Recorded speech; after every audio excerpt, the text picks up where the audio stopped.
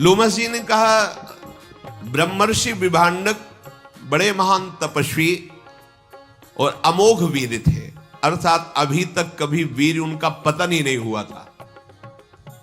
उनके प्रतापी पुत्र ऋष्यशृंग का जन्म कैसे हुआ है मैं बताता हूं। विभांडक मुनि परम पूजनी, महान तेजस्वी, कश्यप गोत्री, कोई भी देवता उनके सामने टिक नहीं सकता, ऐसी प्रचंड तपस्या। वो एक कुंड में खड़े होकर के जल में मंत्र का अनुष्ठान कर रहे थे। दीर्घ काल तक महान कष्ट सहते हुए मंत्राकार वृत्ति। वो जहां जल कुंड में खड़े होकर के मंत्र जाप कर रहे थे, वहीं उर्वशी अप्सरा आ गई और स्नान कर रही थी। तो अचानक दृष्टि गई तो उर्वशी जी स्नान कर रही थी।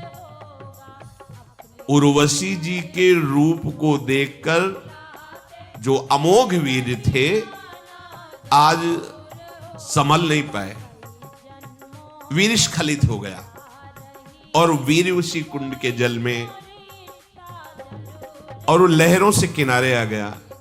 इतने में एक मृगी प्यास से व्याकुल थी तो जो जल पिया तो एक देव कन्या थी। लोक सृष्टा भगवान ब्रह्मा जी ने उसको अपराध विमोचन के लिए कहा था, किसी अपराध से किसी मुनि का अपराध कर दिया था तो ये मृगी का उन्होंने श्राप दे दिया था। तो उन्होंने कहा था, जब तुमसे एक ब्रह्म ऋषि का वीर्य तुम्हारे उदर में जाएगा और एक ब्रह्म ऋषि ही प्रकट होगा तो तुम मृग योनि से मुक्त हो जाओगी। तो वास्तविक ये देव कन्या थी। ब्रह्मा जी की वाणी अमोघ है, दैव का विधान अमोघ है। उसके उदर में वीर्य गया और ये श्रृंग एक सींग बालक प्रकट हुआ।